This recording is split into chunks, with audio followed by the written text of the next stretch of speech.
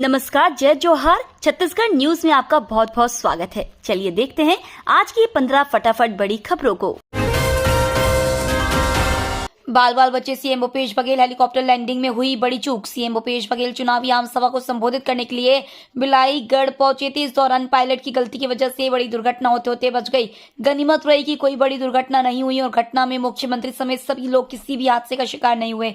भूपेश बघेल की सभा के लिए तय किए गए प्रोटोकॉल का पालन नहीं किया गया। ऐसे में उनकी सभा के लिए बड़ी संख्या में लोग पहुंच गए और अफरा तफरी मच गई। सीएम बघेल के सलाहकार ने बीजेपी नेताओं को भेजा नोटिस। छत्तीसगढ़ के मुख्यमंत्री भूपेश बघेल के राजनीतिक सलाहकार विनोद वर्मा ने राज्य में कथित महादेव सट्टा ऐप मामले में उनका नाम जोड़े जाने पर भारतीय जनता पार्टी के प्रवक्ताओं से सार्वजनिक रूप से खेद व्यक्त करने और अपना बयान वापस लेने की मांग की। वर्मा ने एक संवाददाता सम्मेलन में कहा कि यदि वह ऐसा नहीं करते हैं तब वह 3 बीजेपी प्रवक्ताओं के खिलाफ मानहानि का मुकदमा दायर करेंगे। भूपेश बघेल ने असम के सीएम पर कसा तंज। मुख्यमंत्री भूपेश बघेल ने असम के सीएम हेमंता बिस्वा शर्मा पति का पलटवार किया है। उन्होंने राजधानी में पत्रकारों से चर्चा करते हुए कहा, वो नया मुल्ला है तो प्याज ज्यादा खाएगा। अभी कांग्रेस छोड़कर भाजपा में गया है, इसलिए ज्यादा बोल रहे हैं। उन्हें यह बताना चाहिए कि यहाँ राम वन गमन पथ 15 साल तक क्यों नहीं बनवाया। जो छत्तीसगढ़ की संस्कृति को जानते नहीं वो बयान दे रहे हैं। निर्वाचन आयोग में शिकायत हुई तो पलटू राम ने पलटी मार ली।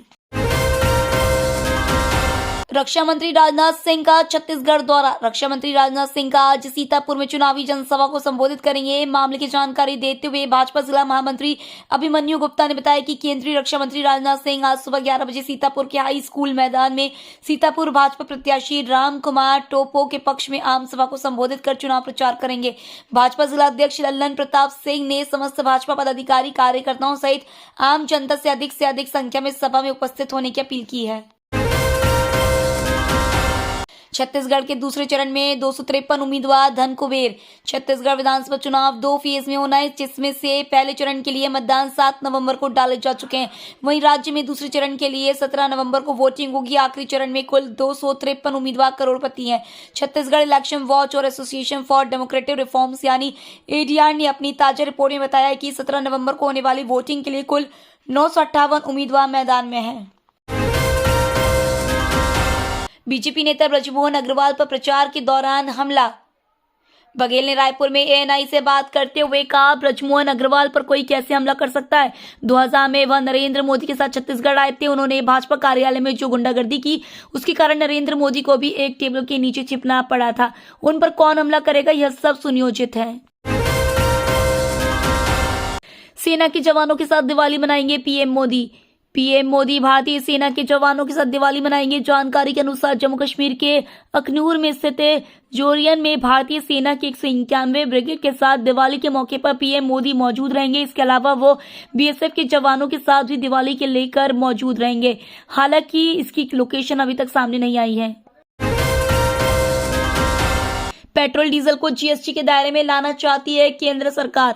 वित्त मंत्री निर्मला सीतारमण ने कहा है कि केंद्र सरकार पेट्रोल और डीजल को वस्तु एवं सेवा कर के दायरे में लाना चाहती है, लेकिन कांग्रेस इस मुद्दे पर दोहरे मानदंड अपना रही है।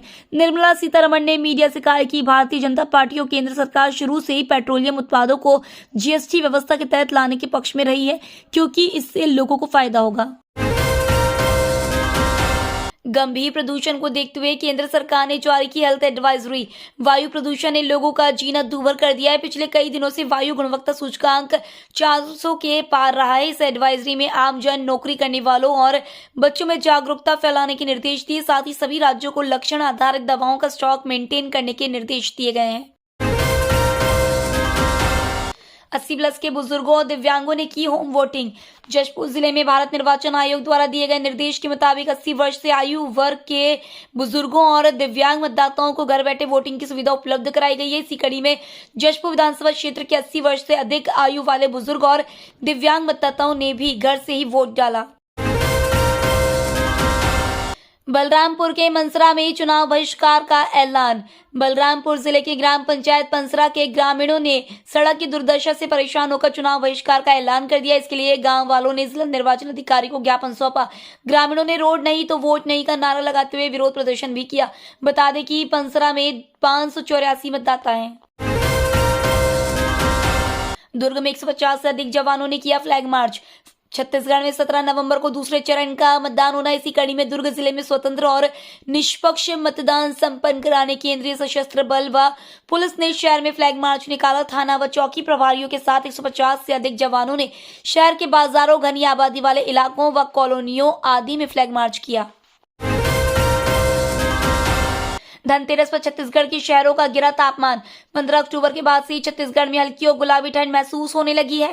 रायपुर मौसम विभाग की माने तो 12 नवंबर से न्यूनतम तापमान में गिरावट देखने को मिलेगी। उत्तर पूर्वी दिशा से शीतलहर का आना शुरू हो जाएगा। प्रदेश का मौसम ड्राई रहने की संभावना है।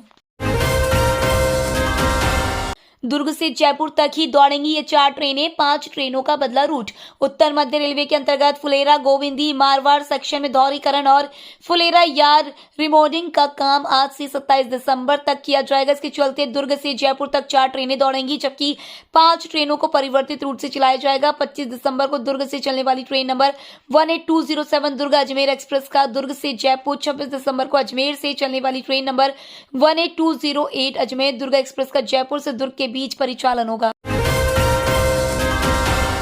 ईसी की निगरानी टीम ने अब तक जब्त की 66 करोड़ की वस्तुएं और कैश। एक्शन जारी। छत्तीसगढ़ में पहले चरण का मतदान खत्म हो चुका है। प्रदेश में दूसरे चरण का मतदान की तैयारी की जा रही है।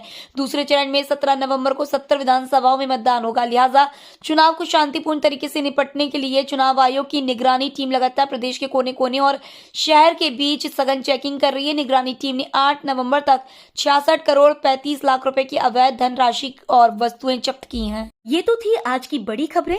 डेली खबरों से अपडेट रहने के लिए चैनल सब्सक्राइब करना बिल्कुल ना भूलें। धन्यवाद।